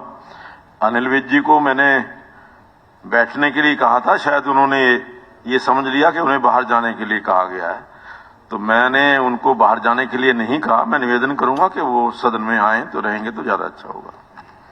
हाँ, नहीं बाहर जाने के लिए नहीं कहा मैंने। हाँ, उनको कंफ्यूजन कुछ हुई है तो मैं रिक्वेस्ट करूंगा कि वो यहाँ। नेक्स्ट श्री बलराज कुंडू जी। पर्सन संख्या 10। Sir, answer lead on the floor. धन्यवाद। मंत्री जी ने जवाब दिया है हाँ का। मेरे पास अभी एक वीडियो है, मैं आपको भेज भी रहा हूं। मेरी बड़ंबा वाली सड़क पे 2 ट्रक रोड़ी डालकर एक जेसीबी भेज दी और उसने वो रोड़ा जो है डालने लग रही है, मेरी वीडियो है उसकी भेजूंगा, पूरे रोड पे लूज रोड़ा डाल दिया। वो आने जाने वाले वहां पशु हैं, बैलगाड़ी हैं, गाड़ी घोड़ा सब परेशान हो रहे हैं उल्टा उससे। यानी एक रोड बनाने के लिए जो मशीनरी रिक्वायर्ड होती है वो मेरे ख्याल मेरे से बेहतर तो कोई नहीं जानता होगा, आप भी नहीं जानते होंगे। आज वो सिर्फ ये क्वेश्चन लगने की वजह से वहां फॉर्मेलिटी पूरी कर दी। वहां जितने टेंडर 4-5 टेंडर और भी हो रखे, कोई काम शुरू नहीं हो रहा उनमें, सिर्फ फॉर्मेलिटीज हो रही है। उन कॉन्ट्रैक्टर से मैंने पर्सनली कर लिया। हालात पता नहीं किस प्रकार के बने हुए, सारे कहते हैं हम तो पहले टूट लिए काम के ऊपर शुरू करा, ये हालात है। तो मेरा आपसे निवेदन है, ये जो टेंडर हो रहे, पहले तो टेंडर यहां इतने लंबे पड़े रहते हैं, उसको अप्रूवल ही बहुत लेट मिलती है। और मेरे तो ये जो रोडों की सड़क हालत है, मैं पिछले 1.5 साल से आपको बड़ंबा का तो पर्टिकुलर, आपको भी बड़ंबा वासी कम से कम 10 बार ही मिल चुके हैं जो आपके कार्यकर्ता हैं, लेकिन उसकी हालत आज भी जो है इतनी बुरी है कि आप, मैं वीडियो भेजूंगा देखना, 2 ट्रक रोडी और एक जेसीबी है सिर्फ, वो पूरे रोड पे डाल दिया रोड। और मेरा बहु अकबरपुर का जो बाईपास का मैटर है, जो निनाडार समर गोपालपुर को रोड जाता है, 1 किलोमीटर का, इतना वरस्ट है कि वहां लोगों का पैदल निकलना भी दुभर हो रखा है। बैसी से खरक, बैसी से गुगाहेड़ी रोड का वहां पे कुछ भी निकलना मुश्किल है। गड्ढे, इतने गड्ढे हैं कि उसके अंदर 1-1 फुट डाउन करें। 2-3 एक्सीडेंट हो चुके हैं बुजुर्गों के वहां पे। हालात इतनी जर्जर है, आप जो काम कर रहे हैं उसको मॉनिटर करिए। पूरे प्रदेश में सड़कें पाड़ के घेर दिए, उनको ऊपर वर्क नहीं स्टार्ट हो रहा है। आप खुद मॉनिटर कराइए इस बात पे, नहीं तो मुझे कहते हो तो मैं बहुत सारी वीडियो फोटो आपको रोड वाइज भेज सकता हूं। उस पर कंट्रोल करने की इतनी जरूरत है कि आज पूरे प्रदेश में मैं अनेकों जगह जाता हूं, रोड उखाड़ रखे हैं, टेंडर हो चुके हैं, लेकिन वहां पे काम वर्क प्रोग्रेस में नहीं है। बहुत लोग परेशान इस बात से। तो मेरा निवेदन है आपसे कि आप इसको पर्टिकुलर मॉनिटर करके इस विषय को सीरियस लेते हुए, लोग बहुत ज्यादा परेशान हो चुके हैं। पर्टिकुलर मेरे साथ लगते जुलाना में कई बार हूं, कम से कम 10 सड़कें पाड़ रखी हैं। मैं अभी उचाना में गया तो आपके वहां 2-3 सड़कों का बुरा हाल है। ऐसे अनेकों पूरे प्रदेश के अंदर ये हालत है, टेंडर हो चुके हैं लेकिन वर्क प्रोग्रेस में नहीं है। इसको सीरियस लेते हुए आप इसको डिपार्टमेंट की विभाग की कार्रवाई करें, एक-एक वर्क को मॉनिटर करवाइए। थैंक यू, धन्यवाद। अध्यक्ष महोदय, माननीय सदस्य ने बात कही कि बजरी और रोड़ा गिरा है। मैं माननीय सदस्य को बताना चाहूंगा, ये भी सिविल कॉन्ट्रैक्टर है। सड़क का काम पोस्ट मानसून शुरू होता है। मानसून के बीच में रोड वर्क्स को बंद कर दिया जाता है। ये प्रैक्टिकलिटी दुनिया भर में अपनाई जाती है।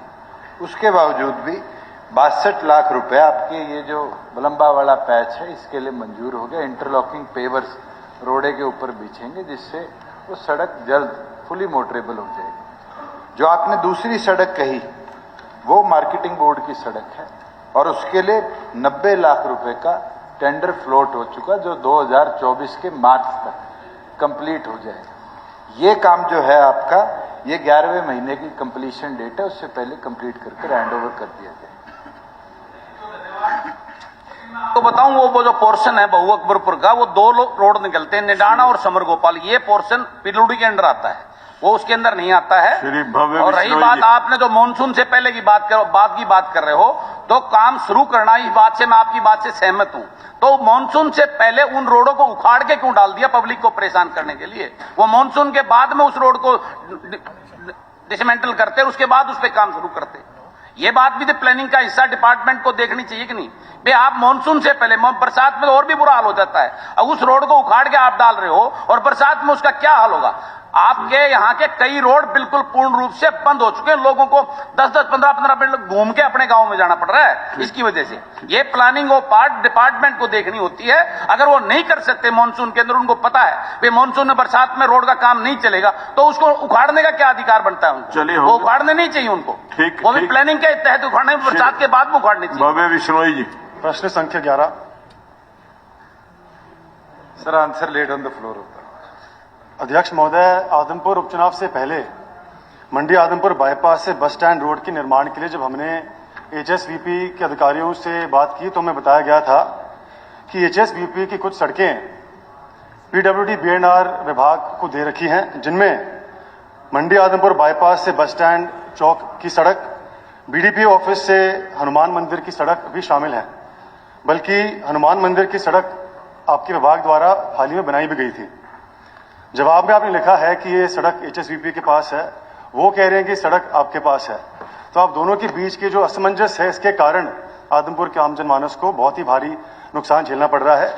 मेरी आपसे प्रार्थना है कि इस कंफ्यूजन को सुलझाया जाए और यदि ये सड़क एचएसवीपी के पास है भी तो भी इसको बीएनआर के अंदर लाकर इसका निर्माण किया जाए, क्योंकि आपके पास बजट भी ज्यादा है। साथ ही मंडी आदमपुर से सदलपुर रोड, मंडी आदमपुर से काबरेल वाया सीसवाल रोड, हिसार से बगला घुड़सार रोड के निर्माण के जवाब में आपने लिखा है कि ये वर्तमान में आपके विभाग के विचाराधीन नहीं है। मेरी आपसे प्रार्थना है कि गंभीरता के साथ और तुरंत प्रभाव के साथ इन सड़कों पर विचार किया जाए, क्योंकि ये हमारे हल्के की सबसे मुख्य और सबसे महत्वपूर्ण मार्गों में से हैं। यदि मैं कहूं कि ये जो तीनों सड़कें हैं ये आदमपुर हल्के के 80% गांवों को मंडी आदमपुर से जोड़ते हैं तो शायद गलत नहीं होगा। रोजाना हजारों की संख्या में यहाँ पर आम जनमानस यात्रा करते हैं, लेकिन दुर्भाग्यपूर्ण यहाँ पर खड्डे ज्यादा और सड़क कम है। तो मेरी आपसे प्रार्थना है और सवाल भी है कि इन सभी मार्गों का निर्माण कार्य कब शुरू होगा, इनका एडमिनिस्ट्रेटिव अप्रूवल सरकार द्वारा कब तक मिल पाएगा? अध्यक्ष महोदय, माननीय सदस्य ने जो बात रखी है कि एक कॉन्फ्लिक्ट है कि एचएसवीपी या पीडब्ल्यूडी ओनरशिप किसकी है, ये क्लियर हो कि ओनरशिप एचएसवीपी की है।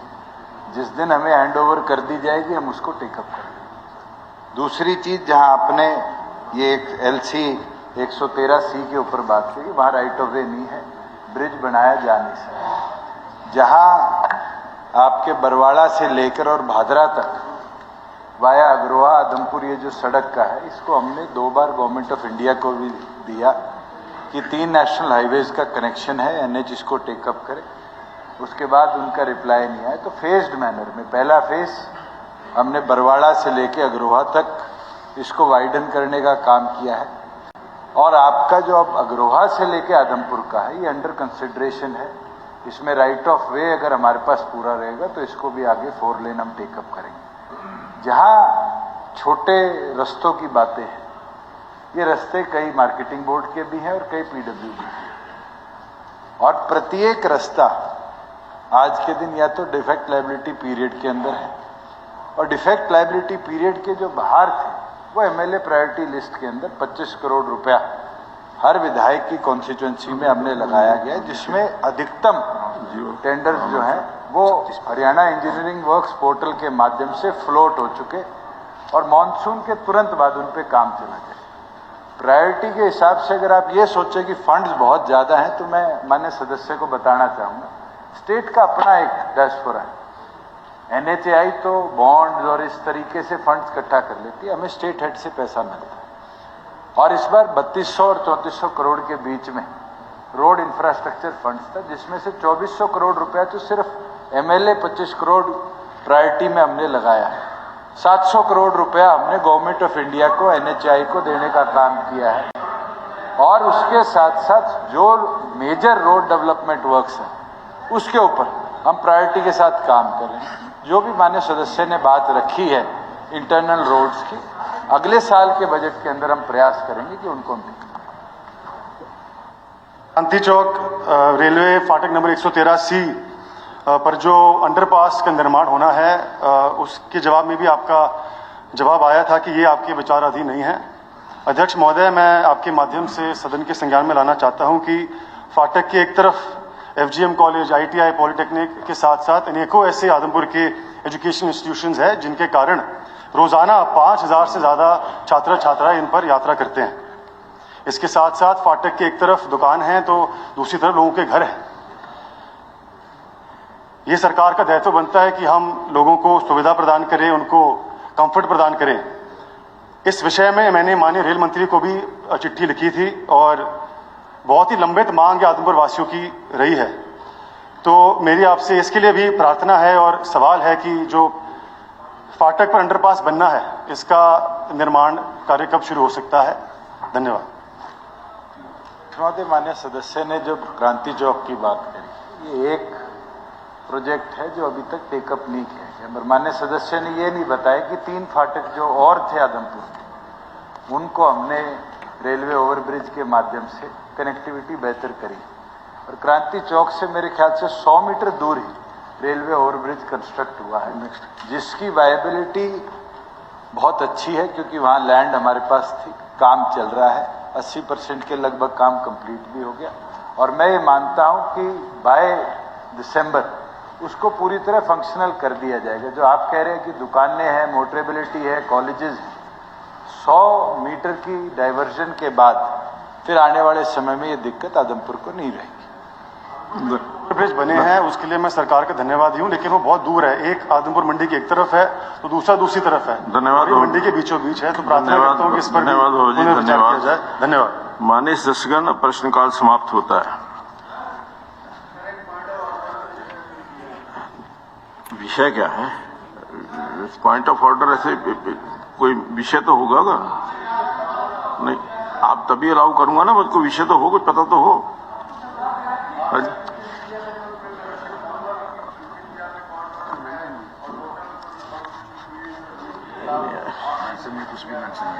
उसके अंदर कुछ भी मेंशन नहीं किया हुआ जो आपने लिखा है। आपने लिखा है कि पॉइंट ऑफ ऑर्डर उठाना चाहता हूं। हाँ जी, हाँ जी, उसको सर्व करने के लिए होती है। ये डेमोक्रेटिक प्रोसेस है। नहीं, डेमोक्रेटिक प्रोसेस में एक इशू नहीं लिखा गया या नहीं लिखा गया। पॉइंट ऑफ ऑर्डर तो मैं बताऊंगा ना जी आपको। हाँ, पॉइंट ऑफ ऑर्डर बताइए। परमिशन देंगे तभी ना। मैं बताइए। ऐसे कि ऑनरेबल स्पीकर सर, हमने आपको 3 मेंबरों ने, मैंने, गीता जी ने और साथ में अपना वरुण जी ने रूल 84 के अंदर एक हमने मोशन दिया था। मैं पूछना चाहता हूं कि रूल 84 के मोशन में आपने किस प्रोविजन के अंदर उसको रिजेक्ट कर दिया? ये रिजेक्ट नहीं किया हमने, रिजेक्ट नहीं किया। आपकी जानकारी के लिए हमने उसको कन्वर्ट किया है। रूल 84 मैं वो नहीं कन्वर्ट किया, आपने रिजेक्ट कर दिया। वो 84 में रिजेक्ट किया ना? हाँ। मैं कहाँ देखा स्पीकर सर, रूल 84 में मैं वैसे इसके प्रेसिडेंट्स भी साथ में लाया हूं।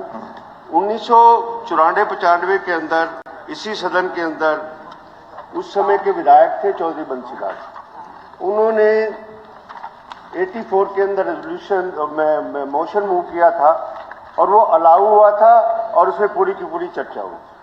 रूल 84 के अंदर ऐसा कोई प्रोविजन नहीं है कि आप उसको रिजेक्ट कर सकते हैं, और पावर्स में भी मैं आऊंगा इस बात के लिए।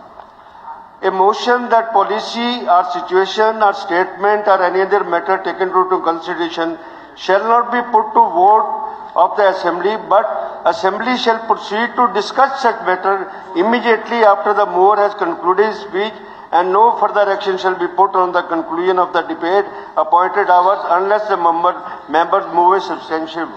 और उसके बाद termed by the speaker, appropriate term by the speaker. 84 कहीं पर नहीं कहता, आपने इसको रिजेक्ट किया है जी 120 के अंदर, जो आपके पास पावर्स हैं। मैं उसमें आता हूं उस बात के लिए, क्योंकि मैं वो भी आपको साथ में बताना चाहता हूं कि आपके पास 120 के अंदर पावर है। ये है जी कि all matters not specifically provided in this rules and all question related to the detail working of this rule shall be regulated in such manner as the speaker may from time to time direct. ऐसी कोई भी direction आपने 120 के अंदर नहीं दी हुई है। अब मैं 2 मिनट के लिए जिसमें मैंने कहा है उसके मैं इशू पे भी आपके आता हूं। परिवार पहचान पत्र के अंदर सेक्शन मतलब कि कॉन्स्टिट्यूशन की और रूल्स की और लॉज की धज्जियां उड़ती हैं। सेक्शन 44 है परिवार पहचान पर, जिस पर मुख्यमंत्री जी हमेशा लंबे लंबे भाषण देते हैं। The state government may by notification may rules to carry out the purpose of the act. Every rule made under this act shall as soon as possible after it is made or issued be laid before the legislature. Second sir, बस 2 minute सुन लीजिए, उसके बाद the authority, इसमें परिवार पहचान पत्र authority भी है। Authority may by notification may make regulations consistent with the act or carrying out the purpose of the act. Every regulation made under this act shall as soon as possible may after it is made or issued be laid before the state legislature. ऐसा कोई authority की notification, ऐसा कोई उस act के अंदर rules आज तक इस सदन के अंदर नहीं पेश किया। देखिए, इस बात के लिए क्या इसकी क्या फॉलो करेंगे हम? आपने जो दिया है, हाँ जी, ये दिया है कि this is against the constitution. बिल्कुल अगेंस्ट द कॉन्स्टिट्यूशन। नहीं, ये जो सरकार ने पॉलिसी बनाई है और सरकार के अंदर ये जो बिल पहचान पत्र का जो बिल आया है, हाँ जी, हाँ ये जी, यहाँ से पास होकर के बना है। बिल्कुल ठीक बात है। तो ये यहाँ से मैंने sir, this is not against constitution. नहीं, मैंने this is the power of the, यहाँ जो विधानसभा के अंदर पॉलिसी बनी है ये कॉन्स्टिट्यूशन के अगेंस्ट नहीं बनी। ये आपने लिखा कि कॉन्स्टिट्यूशन के अगेंस्ट है। नहीं, मैं आप थोड़ा सा डिफरेंस है, आप उसको थोड़ा सा मैं एक्सप्लेन करूंगा। मैंने एक्ट को कभी नहीं कहा कि अनकॉन्स्टिट्यूशनल है, ये थोड़ा सा पढ़ने में आपको पढ़ देता हूं। बाई 16 मार्च 2022 को एक नोटिफिकेशन इशू होती है, और वो भी परिवार पहचान पत्र अथॉरिटी इशू करती है। मैं कहता हूं कि वो अथॉरिटी के रूल्स इस हाउस के अंदर ना पेश हुए ना डिस्कस हुए, वो अल्ट्रा वायरस है। ये देखिए, वो नोटिफिकेशन गलत है। मैं तो ये कह रहा हूँ, वो विषय डिस्कस का है कि रूल्स जो बने हैं गलत है कि नहीं है। रूल्स देखिए हाउस के अंदर नहीं बनते। Don't try to justify the government. नहीं, रूल्स हाउस के अंदर नहीं बनते। Government should clear the stand. देखिए, ये नोटिफिकेशन जो आपने रूल्स बनाए, रूल्स या 16/4 को जो नोटिफिकेशन जारी की, एक बात बत्रा जी मेरी बात सुनिए, एक बात सुनिए बत्रा जी, एक मेरी बात सुनिए। हाँ जी, हाँ जी, प्लीज। आज तक जितने भी बिल पास हुए हैं उनके रूल्स कभी हाउस के अंदर बने हैं क्या? कभी भी हाउस के अंदर बने हैं क्या? हाउस के अंदर बनते नहीं रूल्स। वो रूल्स एग्जीक्यूटिव बनाती है, हाउस के अंदर पेश होते हैं। हाउस के अंदर ले होते हैं। हाँ, ले के अंदर डिस्कस करेंगे। नहीं, ले होंगे तो डिस्कस करेंगे ना जी। होंगे डिस्कस कैसे करेंगे? ऐसा है, देख, हाउस के अंदर जो रूल्स बनेंगे वो ले होंगे। हाँ जी, हाँ जी। हाँ, तो ले हुए कब हुए? नहीं हुए ना, यही तो इसी बात है, नहीं हुए। Let the government speak. Let the government speak. Kindly speak. एक बार You are a neutral person. अगर नहीं you are not to defend the government. नहीं, मैं डिफेंड नहीं कर रहा। अगर रूल्स देखिए, रूल्स बनने के बाद नो डाउट कि वो ऑफिसर्स बनाते हैं, गवर्नमेंट बनाती है, गवर्नमेंट रूल्स यहाँ हाँ, पर तो उसी के ऊपर तो सारा ढांचा है पीपीपी का, तो रूल्स उसी यहाँ के ऊपर तो ढांचा है सारा कुछ। इसकी अभी मुझे इसकी जानकारी नहीं है कि डेफर कर दो, उसके बाद दोबारा डिस्कस कर लूंगा, कोई दिक्कत वाली बात किसको? नहीं। काइंडली डेफर इट, मेरा ये पॉइंट ऑफ डेफर कर, सरकार जवाब दे दे कि इन्होंने जवाब क्यों नहीं पेश किए, और उसके ऊपर सारा का सारा स्टेट का अपने परिवार पहचान पत्र बना दिए। रूल्स जो हैं वो बन के यहाँ पर आने चाहिए। बिल्कुल, मैं यही पढ़ रहा था। और जो अथॉरिटी भी रूल्स बनाएगी, जो नोटिफिकेशन देगी, वो इस हाउस के अंदर पेश होने चाहिए। मैंने नोटिफिकेशन को चैलेंज किया है सर, मैंने परिवार पहचान पत्र को चैलेंज नहीं किया है। ये मैं सबसे पहले यही बताना चाहता हूँ। मुख्यमंत्री जी इस बारे में अब इतनी जानकारी तो बारीकी में नहीं है कि ले डाउन हुए कि नहीं हुए, लेकिन अगर नहीं हुए, सुनिए नहीं, आपने अब पूछा है आपका आप बत्रा साहब सुनिए, मैंने क्या कहा, मैंने ये कहा कि रूल्स बने कि नहीं बने, रूल्स बने हैं, लेकिन यहाँ ले डाउन हुए कि नहीं हुए ये एडमिनिस्ट्रेटिव काम है, पता करके आपको, तो लेजिस्लेटिव काम है, तो अगर नहीं होंगे तो होंगे, अगर नहीं आज विषय आपने विषय उठाया तो पता करके करेंगे ना, क्या बात है। अगर आपने नीरज जी अगर आपने आज पूछा है, ठीक है, आपने कहा जान में लाया है, अगर सरकार इसको मुख्यमंत्री जी ने कहा कि चेक करा लेंगे, अगर नहीं है तो आ जाएंगे। बत्रा साहब,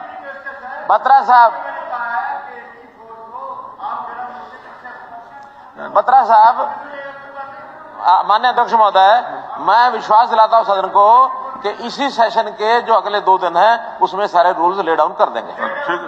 कर देंगे। क्यों? और क्या चाहिए आपको? और क्या चाहिए? नहीं, और क्या चाहिए? अब एक तरफ तो आप कह रहे रूल्स ले डाउन नहीं हुए, इश्यू तो डिस्कस होना था स्पीकर सर। 84 का काइंडली उस मोशन को एक्सेप्ट कीजिए, उस मोशन को डिस्कस कीजिए। देखिए, एक बात सुनिए, एक बात, जहां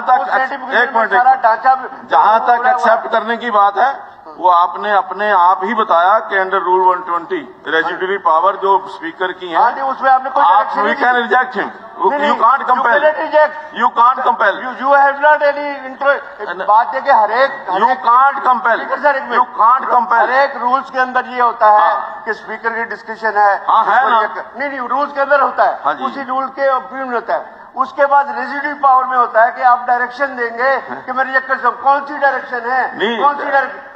कोई डायरेक्शन तो दी है ना कि हमें कोई ब्लैक एंड व्हाइट में दिखाइए कि आप 84 का मोशन जो आप रिजेक्ट कर सकते हैं अपनी रेजिड्यू पावर के अंदर। किनके हक में? कैसे कर दूं? नहीं, आपने कहा रूल्स जो है, मुख्यमंत्री जी ने कहा है कि अगले 2 दिन के अंदर रूल्स जो हैं वो हाउस के अंदर आ जाएंगे, सफिशिएंट है। अध्यक्ष महोदय, ये आप ठीक कह रहे हैं, कंपेल नहीं कर सकते हम, लेकिन नॉर्म्स क्या है, कन्वेंशन क्या है? कन्वेंशन तो यही है कि जो स्पीकर की रेजिडरी पावर्स हैं उसके अंदर any motion can be rejected. ये जो आप लेकर के आए वो तो पावर है आपकी। पावर तो हमारे को सबको बाहर भेज सकते हो। नहीं, पावर ऐसा नहीं है। Run house without us, that is also with in your power. लेकिन वो पावर कौन सी इस्तेमाल करनी चाहिए, कौन सी नहीं चाहिए, विवेक क्या है, क्या हमारी कन्वेंशंस हैं, क्या डेमोक्रेटिक नॉर्म्स क्या है, क्या पर्पज हमारा है डेमोक्रेसी का। जब 84 का नोटिस दिया है, आप डिस्कशन से क्यों मना कर रहे हैं? डिस्कशन नहीं है, एक विषय उन्होंने रखा है कि रूल्स के अंदर जो नहीं, विषय और है, विषय कॉन्स्टिट्यूशनल आपने कहा आप विषय और है। 9 जो है कॉन्स्टिट्यूशनल बेंच की फैसला है, उसके खिलाफ है, इसमें लिखा हुआ है। विषय क्यों नहीं है? विषय और क्या है? आप डिस्कशन में आ जाएंगी सारी बात। आपने कहा कि अनकॉन्स्टिट्यूशनल, आप अलाउ कर दो, इसका मतलब देखो, एक मिनट, जजमेंट है, आप अलाउ कर दो, उसको दिखा लेते हैं, जो गवर्नमेंट जवाब दे देगी, आप दिखा लेते हैं। अभी 84 दिखा लेते हैं। पत्र का हाल ये है, मुख्यमंत्री जी बैठे हैं, आपके सांसद श्री रामचंद्र जांगड़ा जी का परिवार पहचान पत्र बना है और उनको पेंशन के लिए रिकमेंड किया गया है और उन्हें परिवार पहचान पत्र के अंदर 1,80,000 अपनी इनकम दर्शाई है। यह है परिवार पहचान पत्र का लाभ। रोहतक के मेयर का परिवार पहचान पत्र बना है, उसके अंदर इनकम 1,80,000 दिखाई है, उसको रिकमेंड किया गया है कि उसकी पेंशन बनाई जाए। ये हाल है परिवार पहचान पत्र का। अध्यक्ष महोदय ऐसा मैं कह नहीं सकता। ये 2011 ऑन रिकॉर्ड 2000 कांग्रेस के शासन के समय ऑन रिकॉर्ड डेट तो मैं भी नहीं बता सकता, लेकिन रोहतक के 50 लोगों की लिस्ट अखबार में छपी जो बीपीएल का कार्ड बनवाए हुए थे। जब अखबार में छपी अगले दिन धड़ाधड़ इन लोगों ने बीपीएल कार्ड कटवाए, जिनकी कोठियां थी, जिनकी कारें थी, उन लोगों ने बीपीएल के कार्ड बनवाए। शर्मा नीचे इनको बताते हुए हमने तो आने के बाद 12.5 लाख नए राशन कार्ड बनाए, 12.5 लाख नए राशन कार्ड, और वो जनवरी 2023 में 12.5 लाख ऑन रिकॉर्ड है। लेकिन अगर कोई गलत ले रहा है उसके काटने का भी प्रावधान उसमें किया है। हाँ, आज भी अगर कुछ गलतियां हैं तो अप्लाई करके उसको ठीक करा सकते हैं। पूरा प्रावधान उसमें अप्लाई करेंगे, वही करेंगे जिसका गलत है वही करेगा। एक मिनट अध्यक्ष महोदय, ये बड़ा गंभीर विषय है। ये जो भूषण बत्ता जी ने नाम लिए और मुख्यमंत्री जी ने फलाने का नाम लिया, राशन कार्ड या फलाने का, सवाल आज का है, आज के पहचान पत्र का है। जो आपकी पीपीपी चल रही है, ये परमानेंट परेशानी पत्र जो है, उसकी चर्चा है। ये मैं जानता हूं, मनमोहन जिसका नाम है वो करोड़पति आदमी है, वो रामचंद्र जांगड़ा, कोई उनने जान के नहीं किया। ये आपके इसने किया है, पोर्टल ने। पोर्टल डिफेक्टिव है, पोर्टल से पीछा छुड़वा दो हरियाणा का, हर चीज में पोर्टल, इसका भी पोर्टल बनाओ आप। इसका मैं जानता हूं, मनमोहन को जानता हूं, उसके परिवार को जानता हूं, वो एक करोड़पति अरबपति आदमी है, वो कभी ऐसा काम नहीं करेगा अपने जानकर, ना रामचंद्र जांगड़ा करेगा। ये किसने किया फिर? ये आपके से पोर्टल ने किया ना।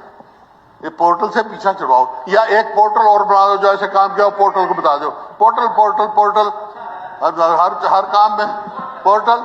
ये क्या करेंगे बैठे जो आपके पीछे से पोर्टल चलाते रहेंगे? ये अब देखो तो आप कितनी गलतियां हैं।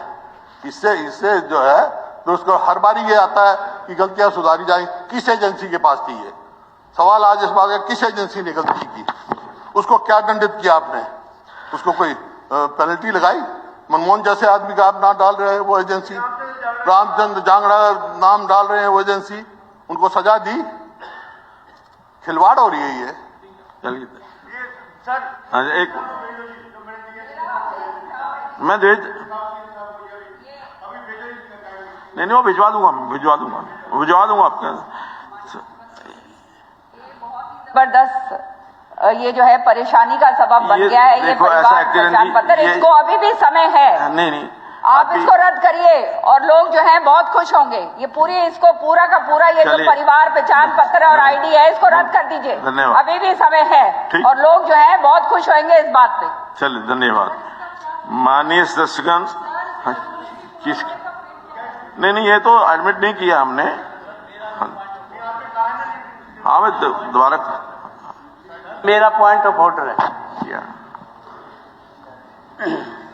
स्पीकर सर, पिछले सेशन में, बजट सेशन में, मैंने जब फाइनेंशियल मिसमैनेजमेंट की कैग के द्वारा जो ऑब्जेक्शंस थे जब उठाने शुरू करे, तो माननीय मुख्यमंत्री जी ने कहा कि ये ऑब्जेक्शन आप मेरे को दे दो, मैं रिप्लाई दूंगा आपको।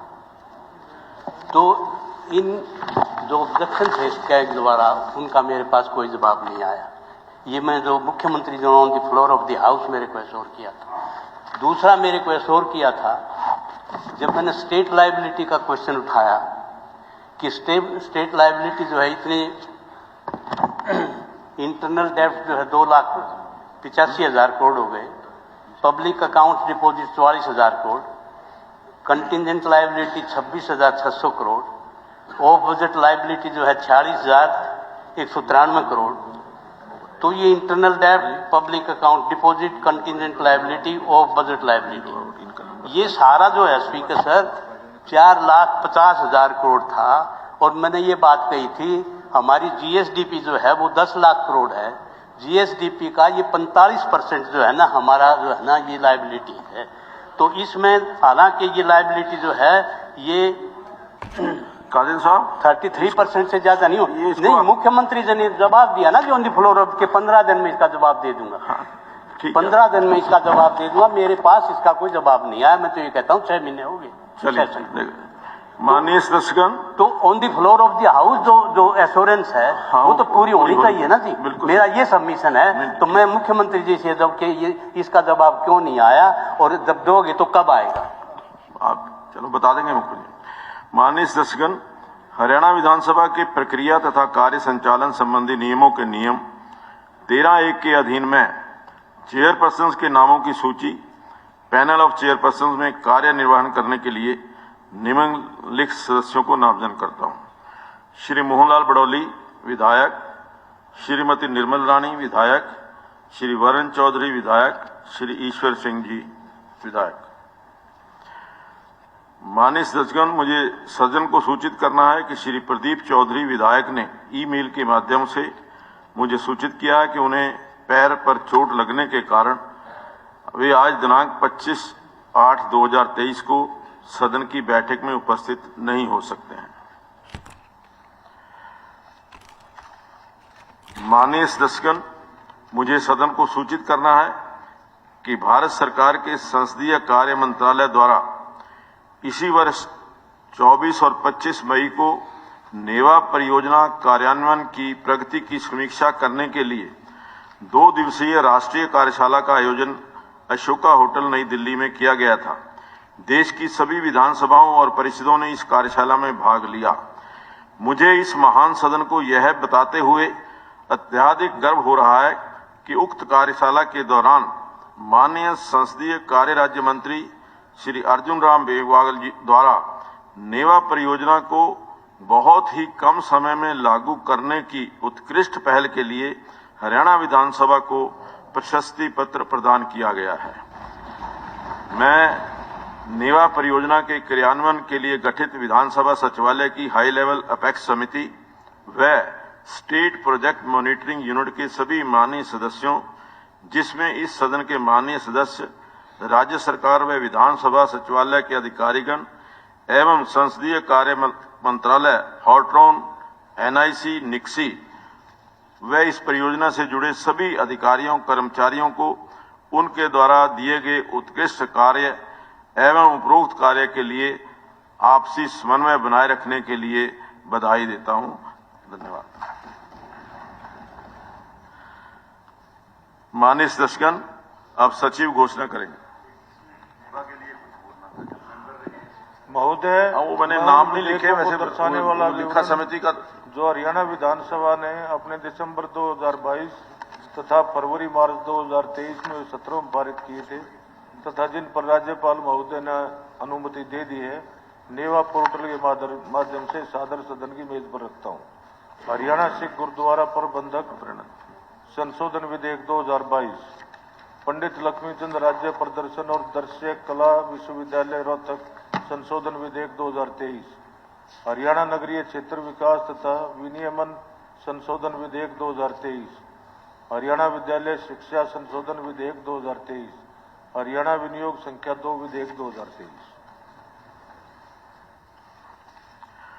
माननीय सदस्यगण, अब मैं कार्य सलाहकार समिति द्वारा तय किए गए विभिन्न कार्यों की समय सारणी प्रस्तुत करता हूं।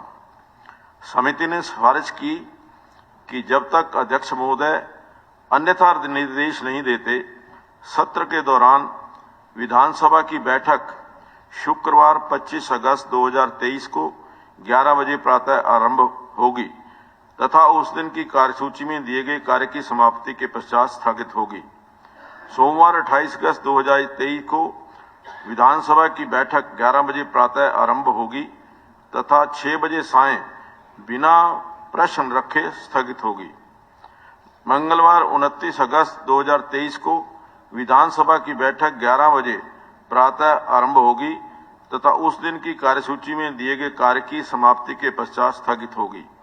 कुछ चर्चा के पश्चात समिति ने आगे सिफारिश की कि 25, 28 तथा 29 अगस्त 2023 को सभा द्वारा निम्नानुसार कार्य किया जाएगा।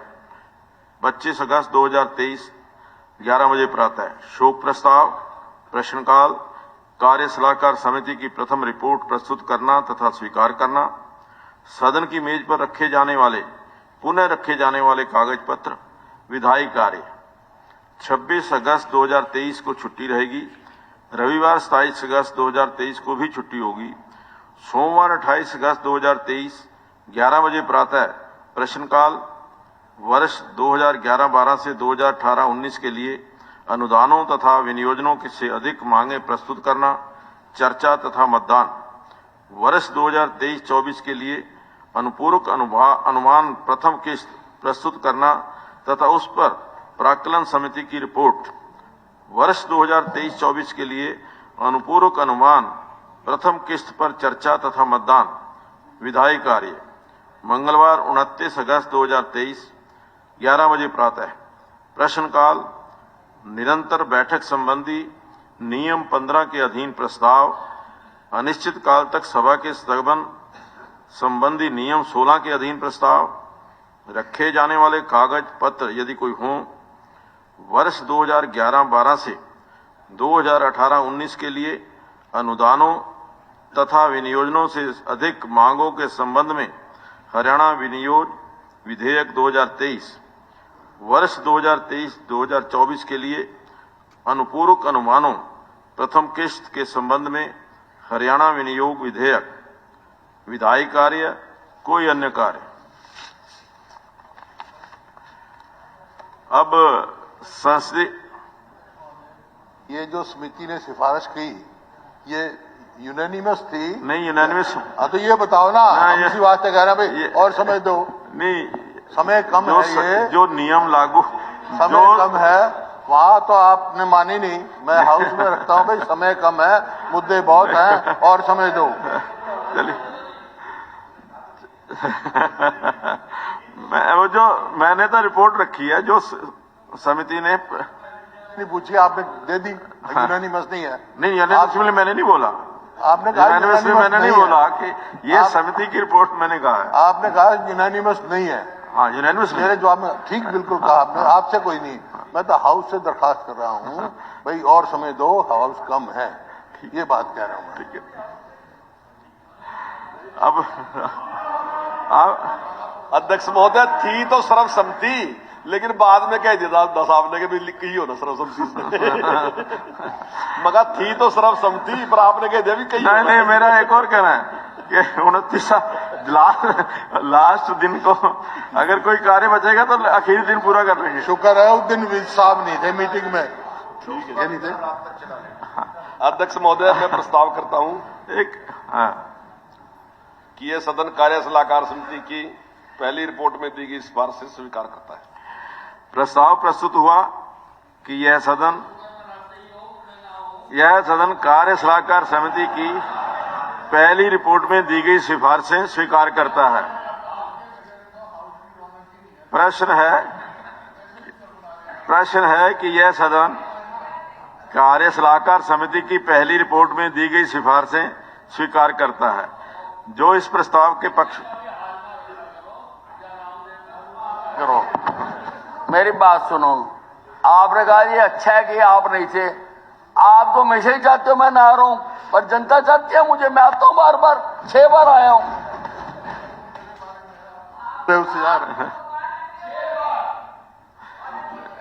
चलिए, प्रश्न है, एक मिनट हुड्डा साहब प्लीज।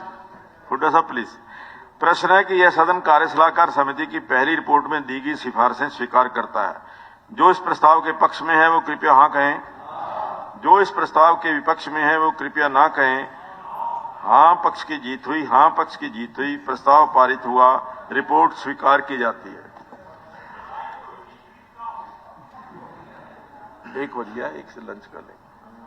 माननीय सदस्य ने अगर प्रश्न ये जो शून्यकाल है वो भोजन के पश्चात कर लें शुरू।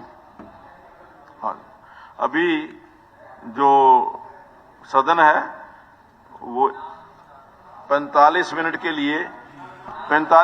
लिए भोजन को अवकाश के लिए स्थगित किया जाता है।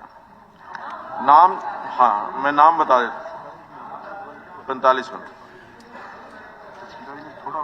बहुत है। नाम तो जो शून्यकाल के जो नाम हैं जो आए हैं, श्री शमशेर सिंह गोगी जी, प्रमोद कुमार विज जी, रणधीर गोलन जी, जगबीर मलिक जी, सुभाष गांगुली जी, मेवा सिंह जी, अभय सिंह चौटाला जी, श्री चिरंजीव जी, श्री नीरज शर्मा जी, श्री कृष्ण मिड्डा जी, असीम गोयल जी, सोमवीर सांगवान जी, शीशपाल जी, अभय सिंह यादव जी, श्रीमती गीता बुक्कल जी। 3 लोगों के जो नाम हैं वो 5 बजे के बाद मिले थे, लेकिन फिर भी हम इनको इंक्लूड कर लेंगे। श्री इंदुराज नरवाल जी, कुलदीप वश जी और श्रीमती किरण चौधरी। ये 3 समय से बाद आए थे, लेकिन मुझे लगता है कि इनको इस समय दिया जा सकता है तो इनको इंक्लूड कर लेंगे। आज 1 घंटे बोल देंगे, 3-3 मिनट। अभी सभी माननीय सदस्य भोजन के लिए अभी एक, हाँ जी, नहीं वो तो भोजन की व्यवस्था माननीय सदस्यों के लिए पूर्व की भांति समिति कक्ष में की गई है।